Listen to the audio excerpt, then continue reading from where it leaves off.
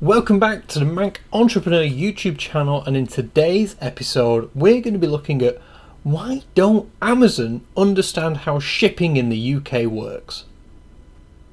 Now this may sound like a bit of a bold topic for today, because if anyone should understand how shipping works in the UK, it is Amazon, as currently for everything bought on Amazon UK, 80% of it is delivered by Amazon Logistics, which is their own internal logistics company.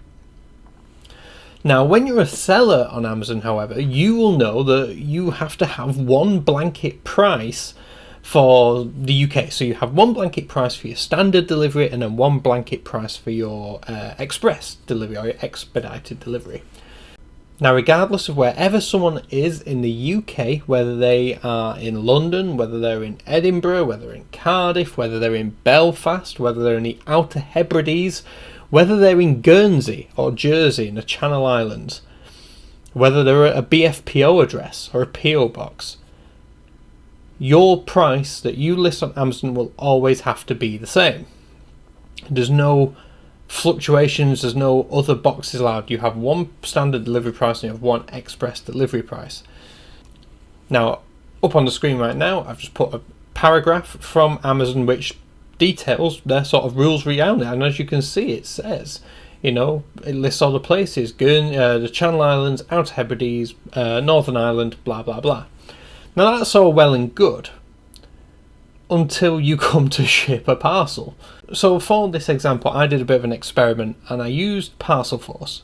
Now, up on the screen right now, that is a quote I got to send a package, a 5 kilogram parcel from Manchester to Guildford, which again is in mainland UK, just outside of London, and that was the price that I received. Now, I did the same package, same exact parcel, same dimensions, same weight, 5 kilo, and now sent it from Manchester to Guernsey, and this was the price that I got. Now, as you can see, the price is quite different. We're looking at around a 3 or 4 times more expensive cost to me as a seller for shipping that item.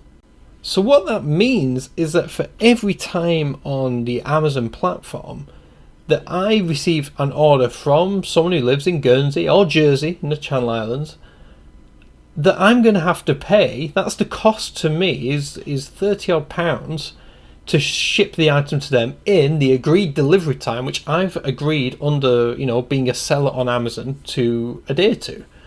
So let's think about that. So I might have built into my sort of shipping cost or my item price a little portion of the shipping cost to keep my shipping price down.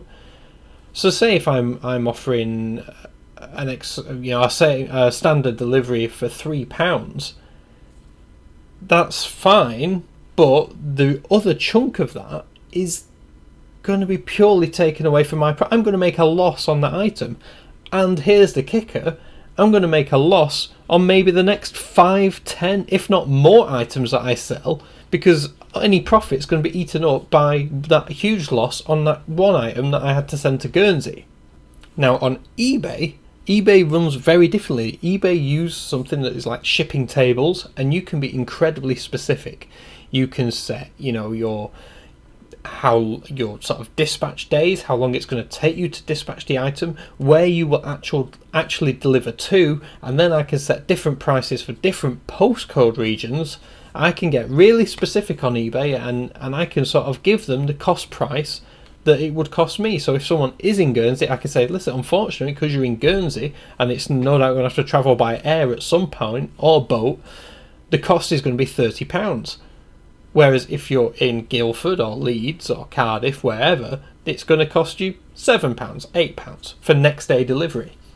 So from a seller's point of view, if you're new to Amazon, all it takes is that one order from the Channel Islands, and that has really ruined your month, especially if you're just getting started, trying to build your reputation a little bit.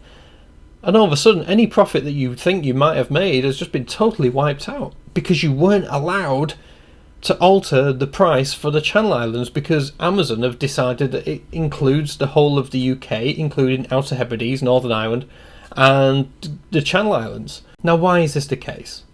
The simple answer is it because Amazon can do it.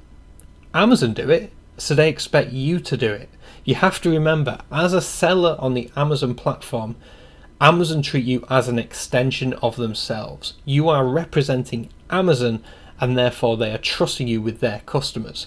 So they're basically saying, listen, this is the service that we provide, you have to match it in order to sell on our platform.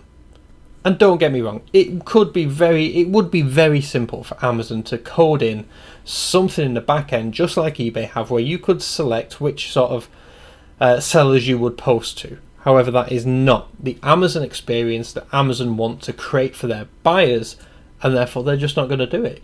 It's the classic rule of the marketplaces. You play by their rules, or you don't play at all. So that's just one experience that I found, and did a quick, comparison between Guildford and Guernsey shipping a 5 kilo parcel. I'd love to hear from you. If you are a seller on Amazon, do you have any stories to tell, any instances where you have come across this before? Have you been stung with a high shipping charge due to someone buying from the Isles of Scilly, or like Northern Ireland perhaps, or down in the Channel Islands? Let me know down below, because I'd love to hear from you. Unfortunately, it's not going to change. Do Amazon understand shipping in the UK?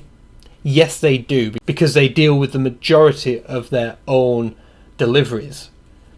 But do they understand shipping from the point of view of a small seller who's just getting started, who's trying to build a reputation? I don't think they do. They're wrapped up in, no doubt, into some fantastic courier deals which they've managed to secure due to the sheer amount of traffic that they use the couriers for. They probably get pretty good prices, but even still, they don't understand the struggle that creates for the smaller seller. And sure, Amazon can afford to absorb any expensive shipping charges. They won't even notice it. But for the smaller seller, they will, and it means a big deal. So again, let me know what you think. If you've enjoyed this video, please hit the like button. And like I said, let me know down below, because I'm genuinely curious to see what you think about this. Don't forget to subscribe if you are new, and I'll catch you tomorrow for another video. I'll see you then.